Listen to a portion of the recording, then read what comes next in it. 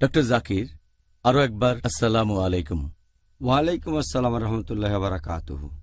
আপনাকে আজকের অনুষ্ঠানে আমি প্রথমে অনুরোধ করব ডক্টর জাকির, যদি আপনি প্রথমে আমাদের সংজ্ঞাটা বলেন, এতে করে উপকৃত হবেন আমাদের দর্শকরা আর আমি নিজেও, যে এই লাইলাতুল কদর শব্দটার অর্থ আসলে কি আর মুসলিমদের কাছে এটার গুরুত্ব কতখানি।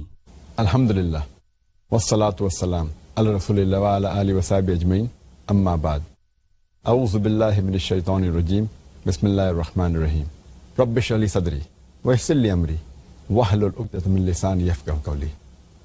লাইলাতুল কদর শব্দের মানে, লাইল মানে রাত, কদর মানে বিধান বা ক্ষমতা বা অনেক শ্রদ্ধা অথবা রাজকীয়। তাহলে লাইলাতুল কদরের মানে হচ্ছে ক্ষমতার রাত অথবা বিধান দেওয়ার রাত অথবা রাজকীয় রাত অথবা অনেক শ্রদ্ধার রাত। আর লাইলাতুল কদরের গুণের কথা যদি বলতে হয়, এটা যে রমজান মাসের শ্রেষ্ঠ রাত শুধু তাই নয়, সারা বছরের মধ্যে এটা হচ্ছে শ্রেষ্ঠ রাত। এই রাতে পবিত্র কোরআন অবতীর্ণ হয়েছিল।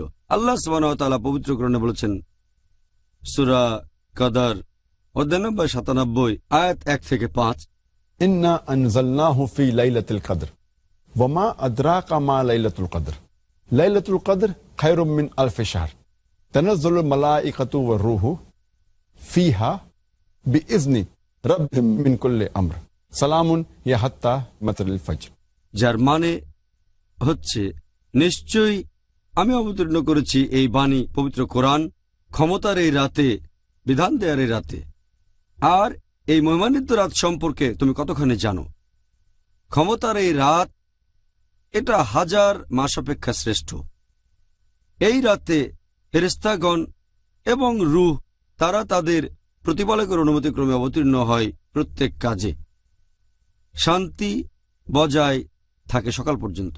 তাহলে কোরআনের এই আয়াত থেকে আমরা জানতে পারি যে এই রাত লাইলাতুল কদর, ক্ষমতার রাত, বিধান দেওয়ার রাত, এটা সারা বছরের মধ্যে শ্রেষ্ঠ রাত। আর এই রাতেই পবিত্র কোরআন নাজিল হয়েছিল। আরো বলা হয়েছে এই ক্ষমতার রাত রাজকীয়, অনেক শ্রদ্ধার, মহিমান্বিত। যদি এই রাতে কোনো ভালো কাজ করেন, সেটা 1000 মাসের কাজের চেয়ে অনেক বেশি ভালো কাজ হবে। এখন 1000 মাসকে 12 দিয়ে ভাগ করেন, সেটা হবে 83 বছরেরও বেশি। এটা মানুষের গড়পড়তা আয়ুর চেয়েও বেশি সময়। যদি আল্লাহর ইবাদত করেন এই একটা রাতে, সেটা আপনার সারা জীবনের ইবাদতের চেয়ে ভালো। এছাড়াও বলা হয়েছে যে এই রাতে ফেরেশতাগণ এবং রূহ পৃথিবীতে নেমে আসেন আল্লাহ সুবহানাহু ওয়া তাআলার অনুমতিক্রমে। আর এই রাতে শান্তি বজায় থাকে সকাল পর্যন্ত। এছাড়াও পবিত্র কোরআনে উল্লেখ করা হয়েছে সূরা দুখান অধ্যায় নম্বর ৪৪ আয়াত ৩ ও ৪ যে আমি তো এই পবিত্র কোরআন অবতীর্ণ করেছি এক আশীর্বাদের রজনীতে, আর শয়তান সম্পর্কে সতর্ক করেছি। আর এই রজনীতে সকল বিষয় স্থির করা হয়। আর এই রাত লাইলাতুল কদর। কদর এর আরেকটা মানে পরিমাপ। এটা আছে পবিত্র কোরআনে সূরা কামার অধ্যায় নম্বর ৫৪ আয়াত নম্বর ৪৯।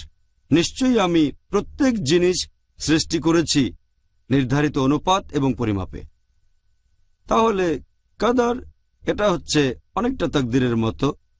এটা বিধান দেওয়ার রাত যে আল্লাহ সুবহানাহু ওয়া তাআলা অবতীর্ণ করেন, বিধান বা তাকদীর, যে সারা বছর ধরে কি কি ঘটবে এই লাইলাতুল কদর থেকে পরের লাইলাতুল কদর পর্যন্ত।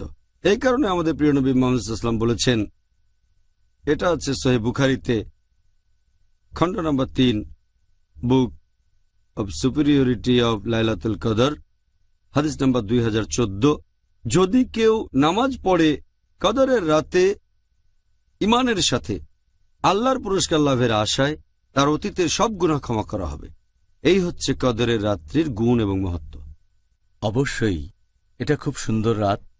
আমি দোয়া করছি আমরা সবাই যেন এবছরে এই রাতের সন্ধান পাই ইনশাআল্লাহ, এবারের পবিত্র রমজান মাসে।